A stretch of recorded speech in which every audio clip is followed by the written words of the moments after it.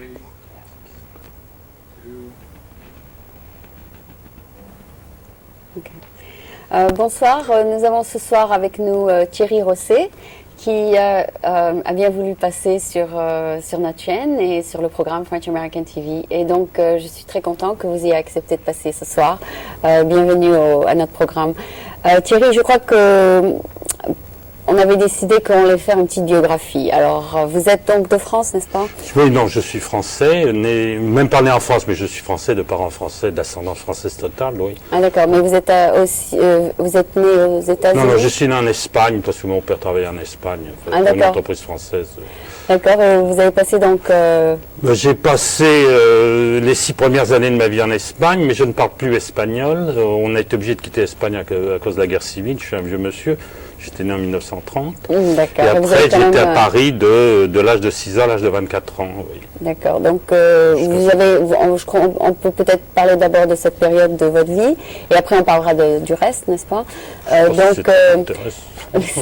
C'est toujours intéressant. Donc, vous avez peut-être des souvenirs de l'Espagne.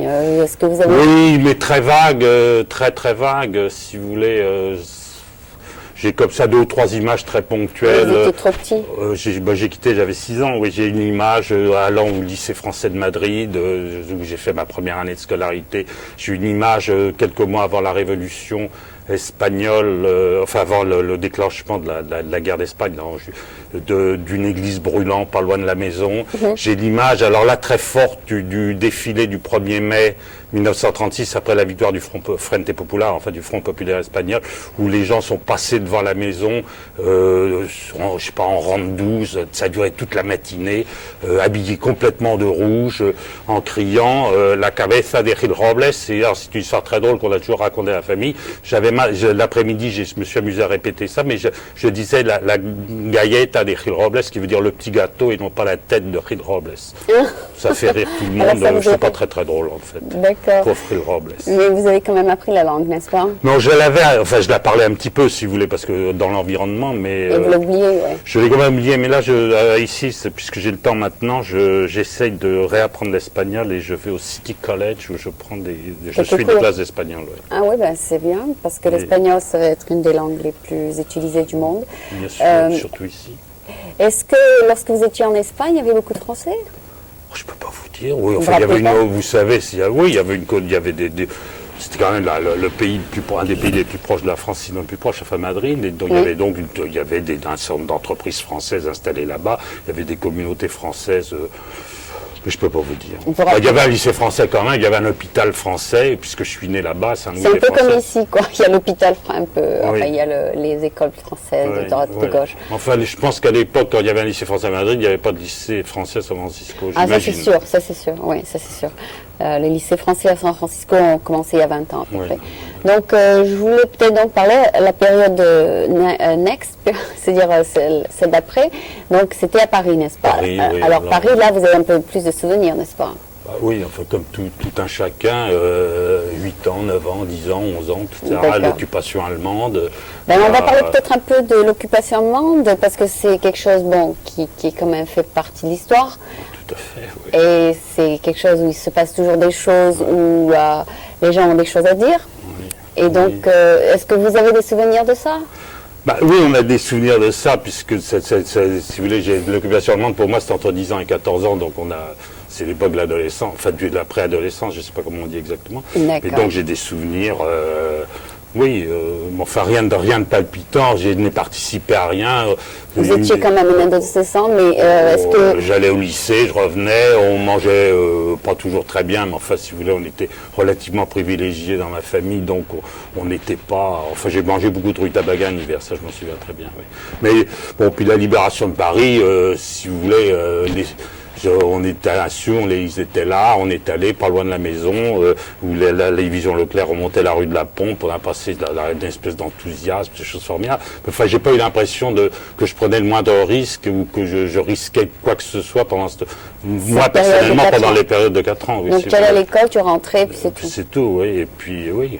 On n'allait plus en vacances chez nous en Normandie parce que c'était en zone interdite et on allait chez une tante dans le Loir-et-Cher pour manger.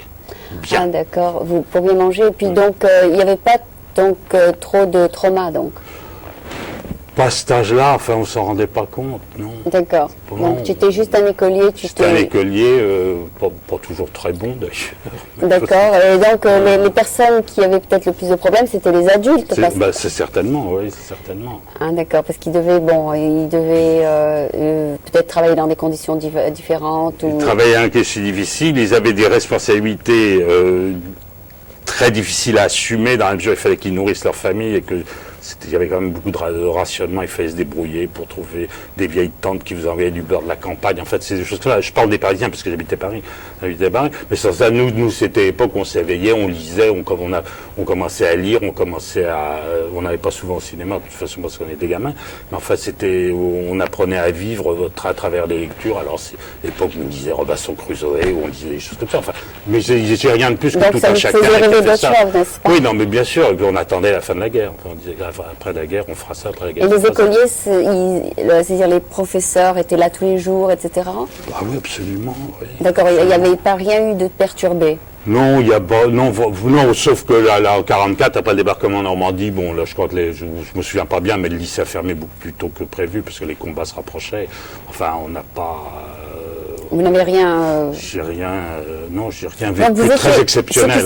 Ce qui s'est passé peut-être, c'est que vous étiez dans une région qui n'était pas vraiment occupée. Oui, si, elle était occupée, mais on n'a pas été dans les combats à proprement parler, et on était dans... oui, mais enfin, mais il n'y avait peut-être pas de bombardement ou quelque chose comme ça. Il y a eu quelques bombardements, mais enfin c'était en banlieue parisienne, c'était pas... j'ai pas de souvenir de... Oui, non. Donc on a eu des alertes, beaucoup d'alertes. La première fois, alors, on a suivi les défenses, les recommandations de l'établissement passive, on est descendu à la cave de l'immeuble, à l'abri, et puis c'est comme il se passait rien, mais on est très vite reparti, on n'a même pas attendu la fin de l'alerte, et puis quand il y a eu des alertes suivantes, plus personne n'allait, des résidents de l'immeuble, plus personne n'allait à la cave. Enfin, c'est sûr. C'était juste... oui, non, mais on est produit ça au sérieux. On savait que c'était pas dans le quartier résidentiel où on habitait, il n'y avait aucune raison que des bombes tombent dessus, ça aurait été vraiment un accident, et ça c'est imparable, de toute façon. D'accord, donc bon, alors on dirait que vous êtes passé par la guerre d'une façon sympathique, enfin. Enfin non, mais pas risqué, si vous voulez, pas vraiment risqué. Oui, d'accord. Donc ce que vous avez entendu des autres, c'était plutôt ce qui s'est passé plus tard, n'est-ce pas? Oui, non, bien sûr. Bien sûr. Donc vous n'étiez vraiment pas conscient de ce qui se passait. Surtout, j'étais quand même gamin, si vous voulez. En fait, si vous voulez, à 14 ans à la Libération, on avait vraiment des préoccupations d'écoliers, essentiellement d'écoliers, oui. Bon, d'accord. Bon, bah, c'est bien. Et donc, votre père, par exemple, n'a pas dû partir quelque part ou, non, mais il était déjà relativement âgé. Il continuait à s'occuper de l'entreprise pour laquelle il travaillait. Oui, enfin, ah, d'accord. Oui. Ah, ben oui, les gens. C'était les jeunes qui devaient partir. Voilà. Oui, dans les jeunes. Oui. Et puis il avait 5 enfants. Enfin, il était. Ah bon. Il aurait été. Exempt, oui. Il était plus tout jeune. Enfin, oui, il aurait été de toute façon absolument. Oui. Ah, d'accord. Oui, non, il était le service du travail obligatoire en Allemagne. Ça, il n'avait pas de raison. Ça ne le touchait pas. Oui, d'accord. Pas du tout. Bon, bah alors à 24 ans, qu'est-ce qui vous a poussé à venir ici alors? Mais je suis pas venu ici à 24 ans. À 24 ans, je suis parti faire mon service militaire. Non, parce que ah d'accord. Où? J'étais dans la marine, je suis allé un peu partout. Ouais. J'ai passé un an en Tunisie et j'ai passé 6 mois ici à armer un bateau sur la côte ouest des États-Unis. C'était mon premier contact avec les États-Unis. Et ça vous a plu la Tunisie? La Tunisie? C'était superbe, ouais. Superbe. Donc c'était un de vos meilleurs souvenirs? C'était encore français, c'était en 55. Ah d'accord. Et oui, non, c'était bien. Et puis la guerre était finie, n'est-ce pas? Enfin non, c'était le début de la guerre d'Algérie, mais on n'avait pas nous, en fait, surtout dans la marine, on n'avait rien. On faisait de l'exercice de dragage, parce que j'étais sur un dragueur de mine à partir de Bizerte. Puis après, on a fait un peu de surveillance maritime pour empêcher des trafics d'armes qui auraient pu alimenter les rebelles algériens. Les gens. Donc on vous entraînait, n'est-ce pas? On m'entraînait. Non, on vous préparait à ce genre de choses, c'est ça? Non, oui, on le faisait comme ça, mais c'était un peu. Puis après, j'étais envoyé ici chercher un bateau aux États-Unis où on a passé 6 mois. On a mis 3 mois pour le ramener, puis après j'ai fait encore quelques mois. J'ai été main nue sur les drapeaux, j'ai fait 30 mois. 30 mois, oui, c'est très long. Oui, non, mais c'était des vacances, si vous voulez. La marine, c'était des vacances. Si vous voulez, être ici, c'était des vacances. Ah bon? Ah bon? Mais vous dormez dans le bateau? Ah oui, enfin bon, d'accord, mais c'est pas désagréable. C'est pas désagréable? Non, pas du tout. Non. c'est très petit, non? Oui, bon, à cet âge-là, ça vous dérange pas du tout à cet âge-là? Non, ça dérange pas de non, vous n'étiez pas claustrophobique? Non, vous savez, dans la marine, c'est difficile, sauf si on est dans un sous-marin, c'est difficile d'assumer sa claustrophobie dans la mesure où on est toujours quand même au grand air. Si vous voulez que vous faites du car, vous êtes au grand air. Parce qu'une fois, il y avait, vous savez, il y avait comme vous avez dit, un sous-marin ici, et je suis allée le visiter. Et j'ai eu, je suis allée, c'était tellement petit les trucs que j'ai eu une angoisse, je voulais partir tout de suite. Ah oui, mais je comprends ça très bien. Oui, non, mais tout le monde a ça, pas. Non oui. Comment? Non, oui, enfin plus ou moins. Mais là, moi, dans un avion, je suis mal à l'aise, si vous voulez, parce que je fais de la claustrophobie dans l'avion, mais je ne. Moi aussi, dans l'avion, ça m'arrive. Pas sur ces bateaux où on est en plein air. D'accord, vous pouvez sortir dehors, c'est ça, parce que c'est. D'accord. Et donc vous étiez à San Francisco, c'est ça? On était à Seattle, pendant un mois et demi, on est descendu à San Diego pour faire un mois d'entraînement et 3 mois à Long Beach pour finir l'entraînement spécifique au dragage avec la marine américaine et ensuite préparer le bateau pour la grande traversée pour le ramener en France. D'accord. Et vous êtes resté donc ici aux États-Unis? Mais non, pas du tout. Pas du tout. Après, j'ai travaillé comme tout le monde. C'était une époque bénie où j'avais fait des études dites supérieures. Donc, quand vous vous libérez des obligations militaires, en 1957, vous aviez 10 entreprises qui vous faisaient des propositions. Si vous voulez, moi, je souffre pour les générations actuelles qui ont du mal à trouver du travail. Si vous voulez, même avec un niveau d'éducation très élevé. Et là, on choisissait, c'était formidable. Ah bon? Oui. Non, alors ensuite, je suis entré, j'ai passé 2 ans dans une entreprise en France, à Paris, enfin pas de Paris, et ensuite je suis entré à la direction des relations économiques extérieures qui m'a envoyé à l'étranger. Alors j'étais en poste comme adjoint, puis comme conseiller commercial dans différents pays étrangers, enfin presque toute ma vie professionnelle. Et ici, San Francisco a été mon dernier poste. En tant que j'étais attaché commercial dans les consulats? Oui, enfin, attaché commercial, c'est comme le French Trade Commission. Sauf qu'on dépend de sa French Trade Commission qui dépend du ministère des Finances et non pas des Affaires étrangères. Mais on est considéré comme diplomate, on est considéré comme... D'accord. Et vous avez fait ça ici donc? Non, ça c'était mon dernier poste. Oui. Ici à San Francisco? Ici à San Francisco, oui. Ah d'accord, avant Monsieur Cotin alors? Non. J'étais là jusqu'à il y a 2 ans, quand j'ai pris un peu plus de 2 ans, quand j'ai pris ma retraite. Mais là, j'étais adjoint, j'avais été... si vous voulez, en fin de carrière, maintenant j'étais contractuel, donc c'était différent. Enfin, je suis pas fait les NA, donc je suis pas. Mais j'étais ici attaché agricole, si vous voulez, à la French Trade Commission. Ah, super. Des affaires, d'accord, et c'était sous quel French c'était Madame Pouliquin. Ah, c'était Patricia Pouliquin. Ah oui, elle est passée sur mon programme. Ah oui, elle est passée. Elle ne me l'avait pas dit. Et son prédécesseur est passé aussi. Cotin est passé aussi. Je connais Cotin. Oui, Cotin est passé, puis elle est passée. Donc vous travaillez dans le même bureau qu'elle, c'est ça?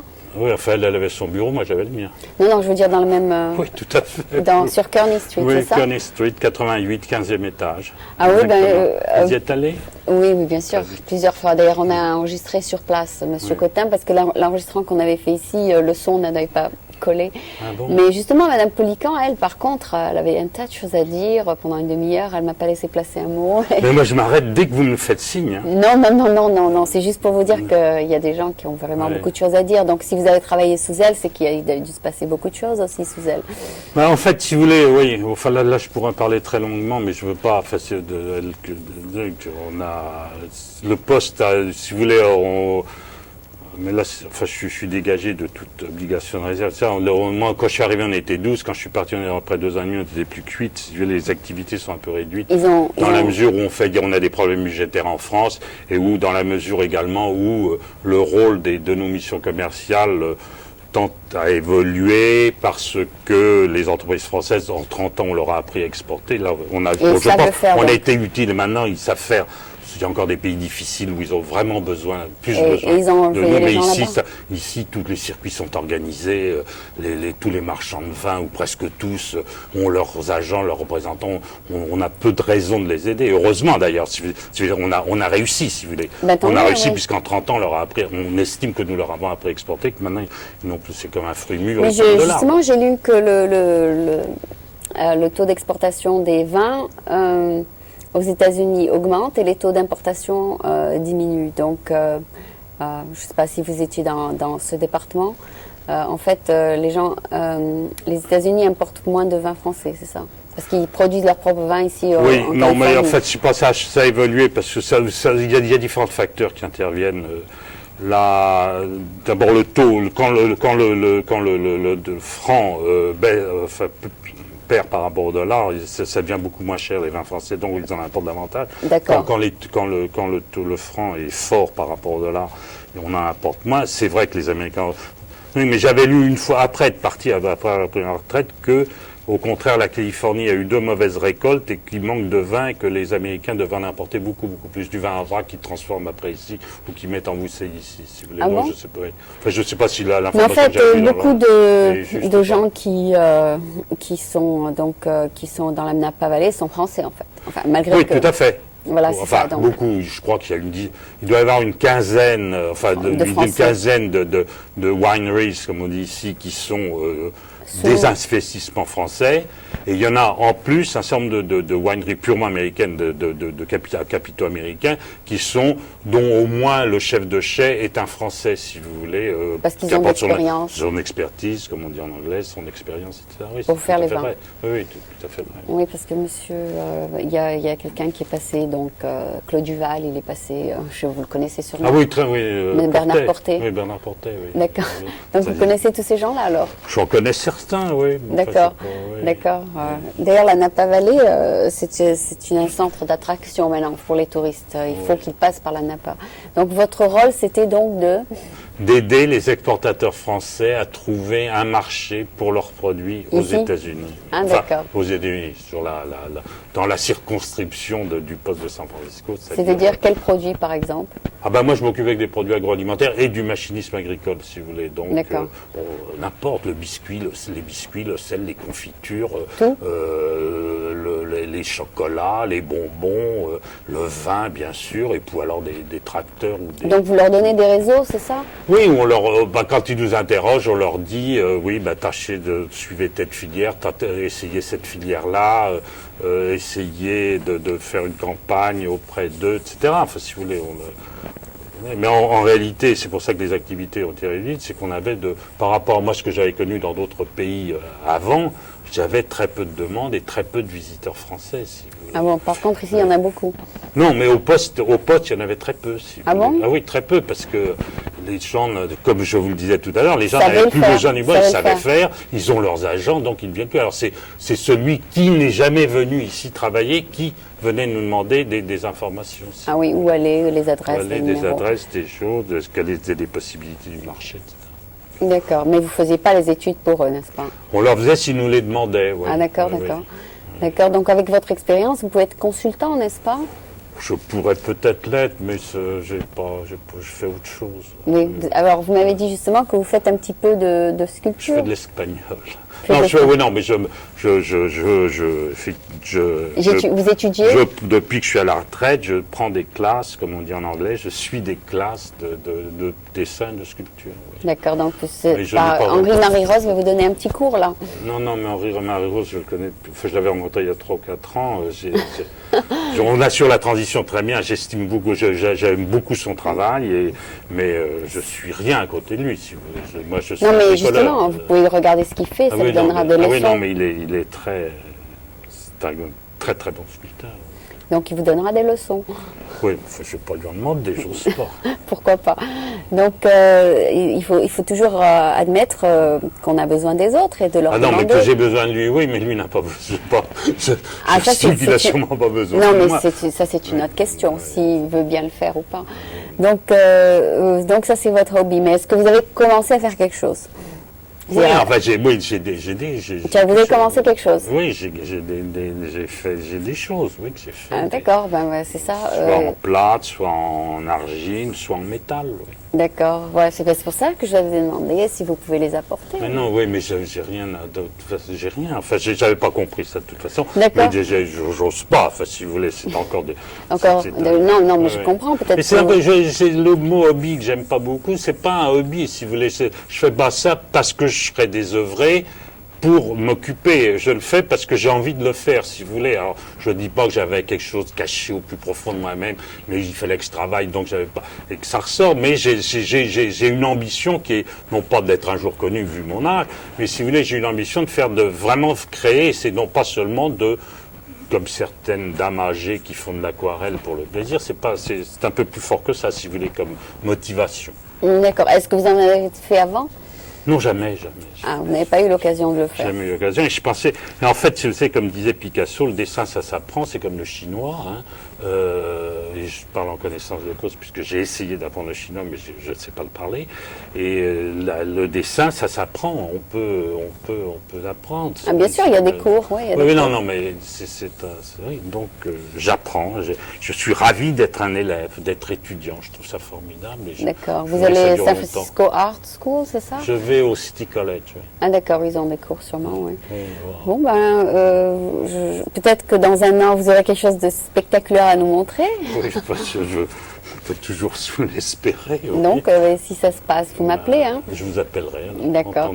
Donc, c'était. Je vous remercie beaucoup d'être venu. C'était bien d'avoir écouté quand même que la guerre n'était pas aussi traumatisante pour tout le monde. Hein. C'est sympa d'écouter de temps en temps des bonnes histoires où c'est comme ça. Et donc, je vous remercie beaucoup d'être venu. Merci. Et à la prochaine. Pas peut-être. Peut-être. Donc restez assis parce que là on n'a pas fini. Donc c'était donc Thierry Rosset qui est venu un peu nous parler de sa biographie et un peu de sa vie dans la France, l'Espagne, la Tunisie et finalement aux États-Unis. Merci beaucoup. C'est fini? Non, restez. En fait, on n'a pas parlé des différentes villes que vous avez fait aux États-Unis. Mais c'est pas peut-être. Oui, non, mais aux États-Unis, San Francisco. Non. Ah bon, d'accord. Le reste c'était en France alors. Non, j'étais au Pakistan, j'étais à Hong Kong, j'étais en Corée, j'étais à Taïwan, j'étais aux Philippines, j'étais en Birmanie. Mais alors, j'ai passé. Ah oui, non, mais là, j'ai 30 ans de vie à l'étranger, ça sera l'objet d'une autre émission. Non, mais Ah oui, les 2h30. Oui, ce sera l'objet d'une autre émission. On vous invitera la prochaine fois. Dans un an. Non, mais il faut, par exemple, voilà, je vais vous donner un an pour préparer une histoire de vos trajectoires.